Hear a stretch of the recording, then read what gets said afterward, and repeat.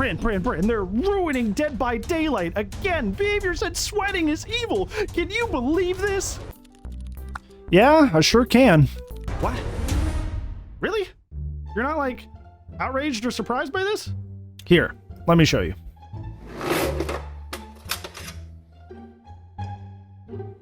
Okay, test time. Where do you think I found this? Living room? Nope. Bedroom? Nope. Backyard? Nuh-uh. Well, where then? This may surprise you, but fork found in kitchen. Oh.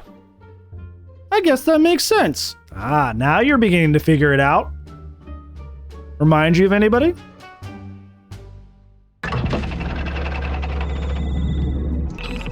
Hi guys, Brant here and welcome to another commentary video. I missed you guys, so I'm really happy that you're here today because it's been a bit. I was going to make this video far earlier, but I was just in a really bad headspace with some real life stuff happening that I didn't really have any control over. And then the dev stream happened and I was like, do I really want to do a video over this and listen to all the bad things that they want to do to the game and then have everybody upset about it? I'm like, this is enough negativity once. I'm going to take a break.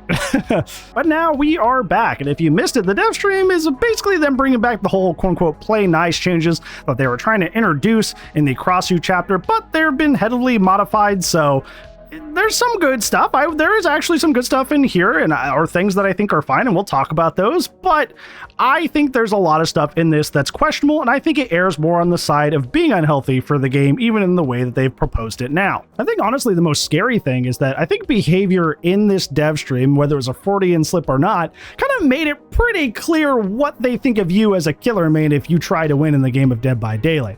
So yeah, let's go ahead and talk about it. The first thing that I noticed when I was watching through the dev stream is they were talking about the main reason that people uninstall Dead by Daylight, which is important, right? Because a lot of people have been quitting this year. But the main thing that they focused on were tunneling, slugging, and camping.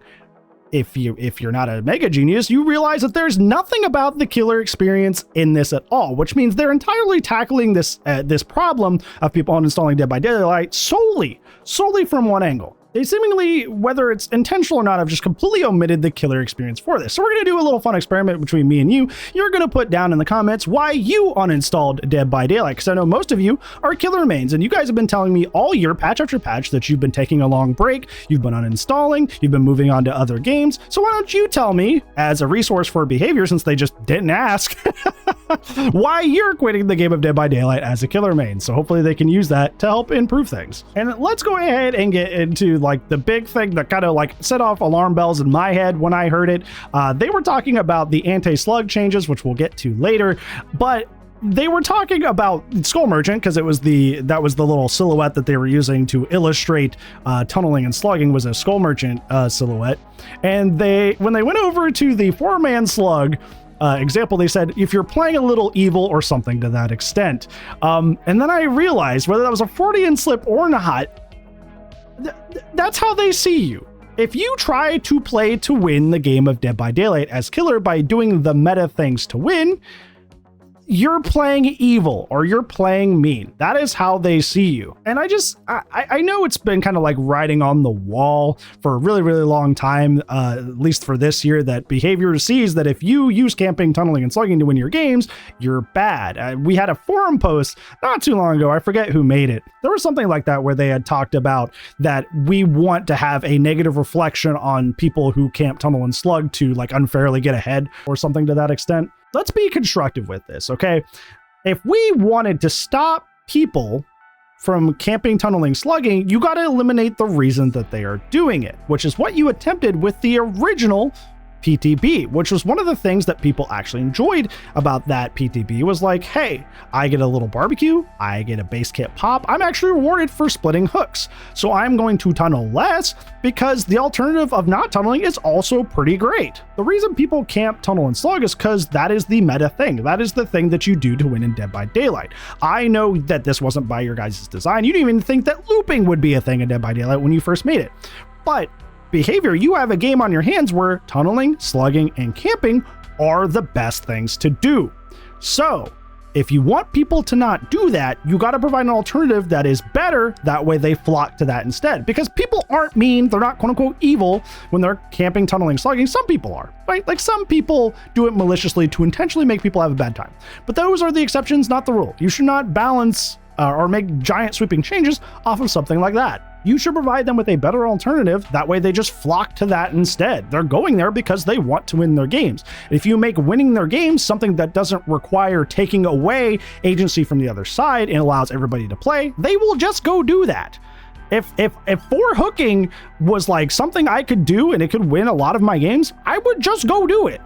I would just do that all the time. The reason that people don't is because it's not the best thing in the game, or even moderately the best thing. If anything, in a lot of situations, it actively hurts you. There was a game I was playing today on Batum as Xenomorph, and I actively was losing the game because I've hooked everybody once, and I was down to 3 gens, and the next gen was about to pop, and I even said out loud, I'm like, match review in the moment here, I should not be doing this. They're applying a lot of pressure to me, and I am playing super nice and fair. So you gotta make that scenario of making sure everybody can play on the survivor end and then the killer spreading hooks on the other end really, really good. But you're not doing that. You're going the opposite end of providing like punishment mechanics. And thankfully, you've reverted all of the quote unquote punishment mechanics that were in the Crossu version of this, but your reward mechanics suck. I'm just gonna put it out there. It's not to be mean. I know it's kind of a crass way to put it, but they just suck. They don't really matter. I think it's funny too, because in this dev stream as well, you said that like the base kit barbecue and the base kit pop were too handholdy. And I find that really strange considering that you're giving a bunch of perks base kit to the other side. Also, in addition, you've added 5 billion pallets to most of the realms in the game and you say it's quality of life. Like, you are actively handholding the other side to your heart's content.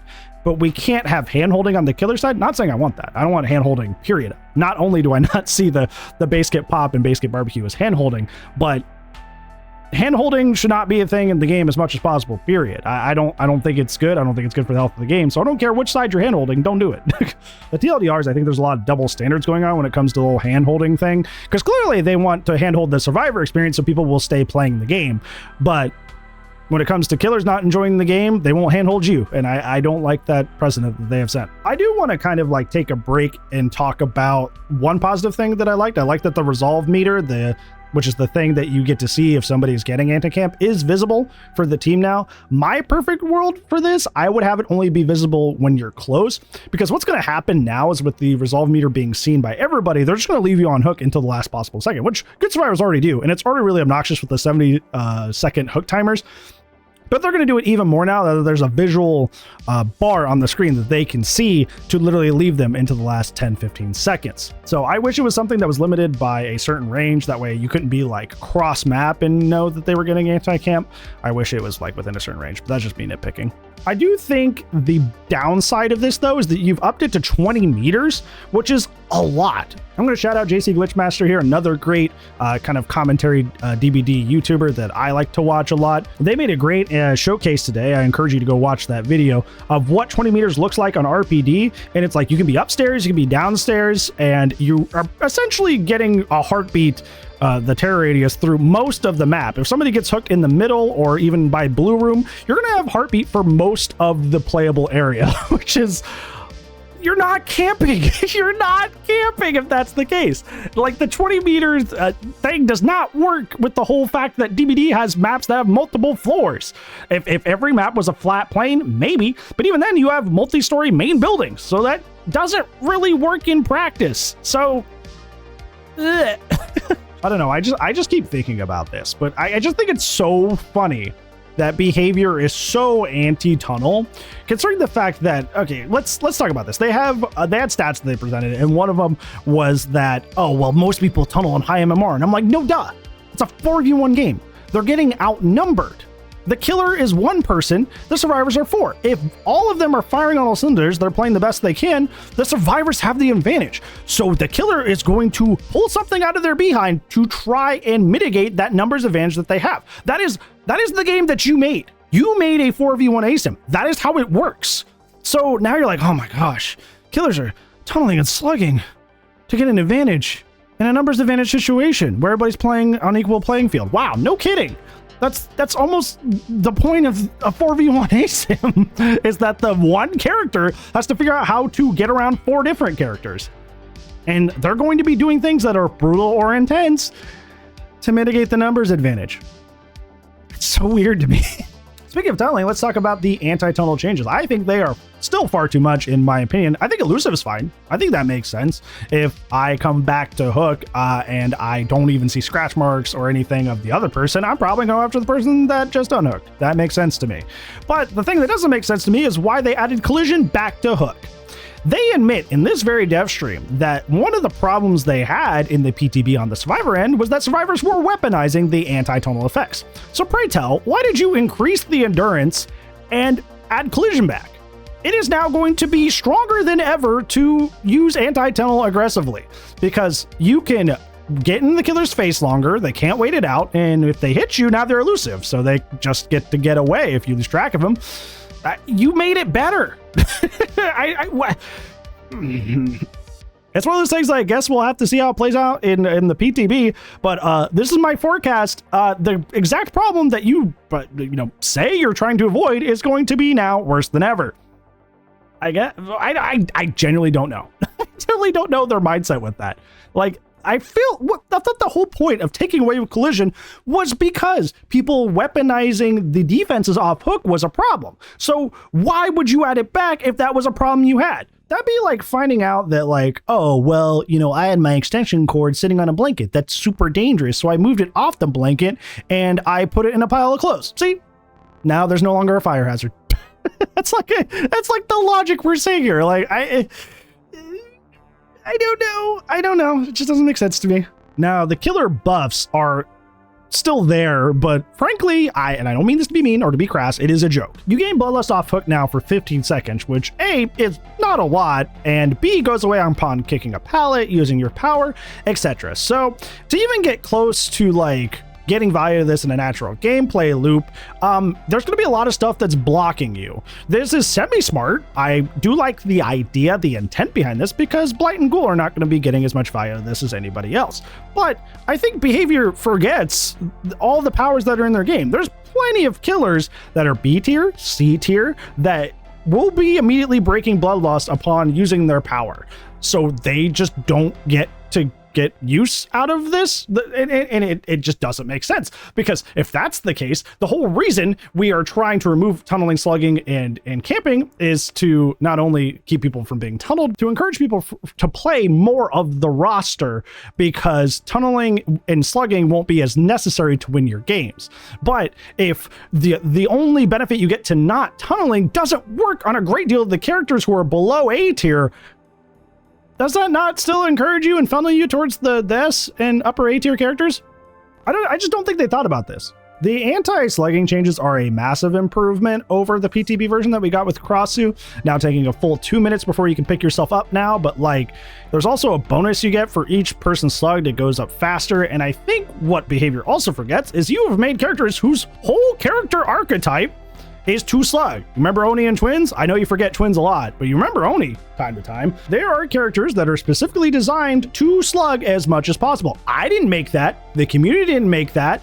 It's not us out here being evil and mean to the survivor community. You made that. You did it. You made Oni the slugging killer. You made Twins the slugging killer. You did that. You designed them with that gameplay tactic in mind, and now you're shaming us for it and actually introducing mechanics that punish us for doing it when you're the one that handed us the ability to do it. This is like the most like on the nose definition of like the snake oil salesman like analogy of like, you created a problem and now you're giving a solution that we wouldn't have had if you hadn't created it.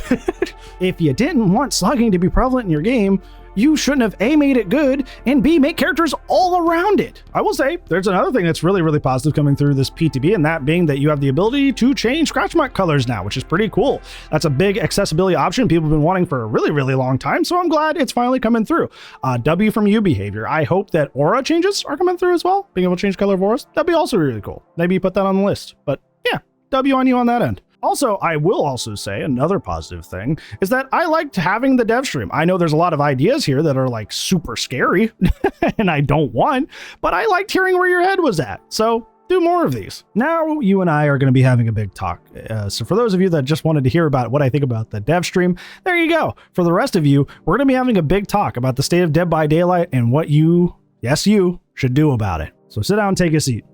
we're going to get kind of semi-serious here for a second. I think one of the things that I notice and I've been experiencing is, we brought it up at the beginning of this video, a lot of you are quitting, uninstalling, taking really long breaks, and potentially not coming back.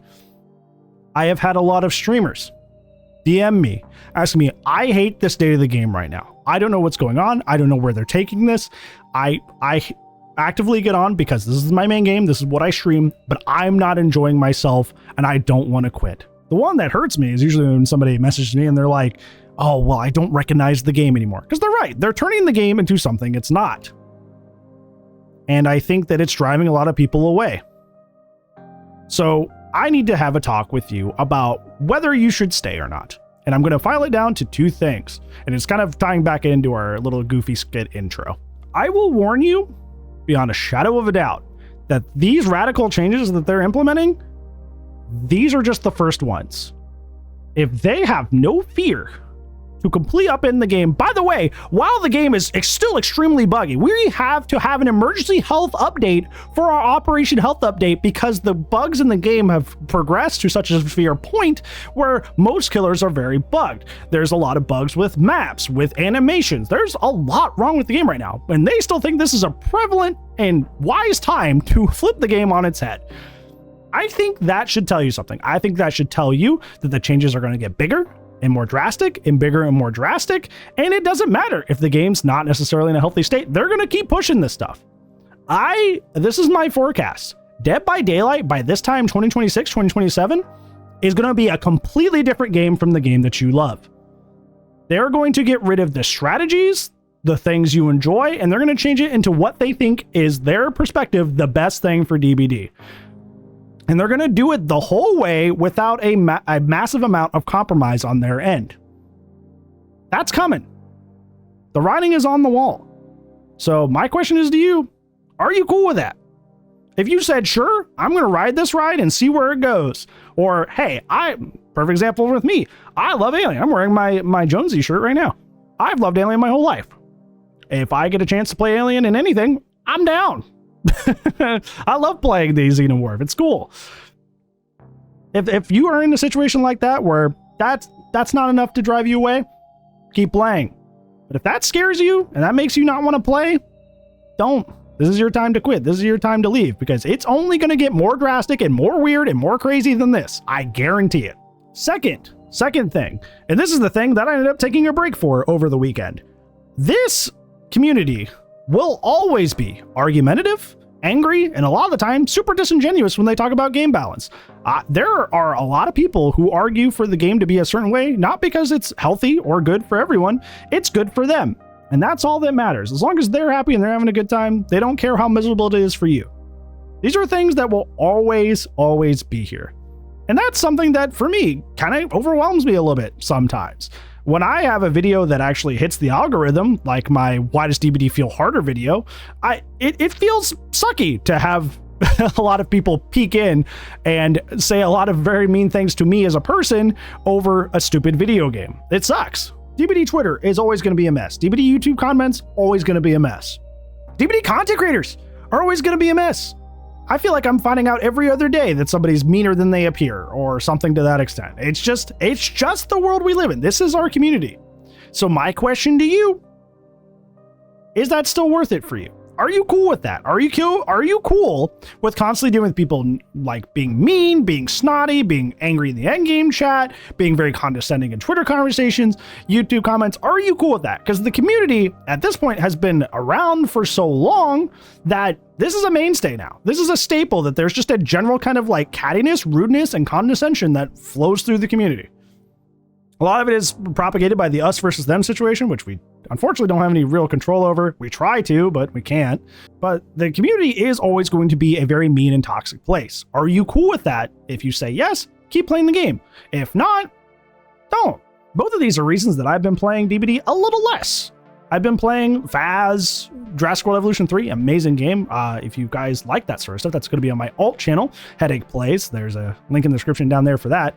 But I've been playing DBD a little less. My game sessions have been like 3 or 4 hours instead of the usual 5 to 7 that I usually do, because I know that my fuse is getting a little short for a lot of the stuff that they keep doing. I'm tired of them not having the finger on the pulse of the community and just kind of like doing whatever and going, yeah, well, whatever. I am tired of the constant negativity flow and anger, which to some extent I get, because like the game's not in a good spot. It's buggy, it's messy.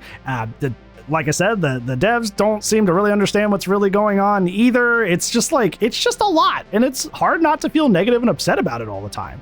But when it's just the constant doom and gloom, like you're a human being at the end of the day, and I care about you. I know it's like, you know, a little parasocial, but like the world is going to throw you enough curveballs for you to be upset about a silly video game. So the main thing I wanted to have with this big boy conversation here at the end of the video is that I want you to get out of this game if it's too much for you. I want you to stop and ask yourself those questions of, hey, does behavior not really having an idea of what they want to do with the game and potentially shoving it in a way that where the game loses that identity, is that a deal breaker for you? Because if it is, you should probably get out now. Also, if the community getting under your skin all the time something that you don't like, you should probably just go. Because it's not going to change. It's always going to be extremely volatile and toxic. That is not going to change. So I want you to take the responsibility on yourself for your own safety and your own mental health to say, is this worth it in the long haul? Because the game's almost 10 years old. So you don't have to stick with it. You don't have to go down with the ship. I will, because I think it's funny. I love making videos like these. They're hilarious, they're great, and I get to spend more time with you. But for you, just playing the game and hanging out, do what makes you happy. Don't do what makes you upset. Life's too short for that. Yeah, a little bit of a dour ending to the video there, but thank you so much for watching. Either way, I appreciate you. What do you think of the dev stream? Let me know down in the comments below. If you like this video, make sure you like and subscribe, because that's how I know I'm making videos that you like seeing. But other than that, hopefully this video made your day a little bit better today. If it didn't, I'll try to make your day better in the next video. But if I don't see you there, I'll see you when I see you. Goodbye.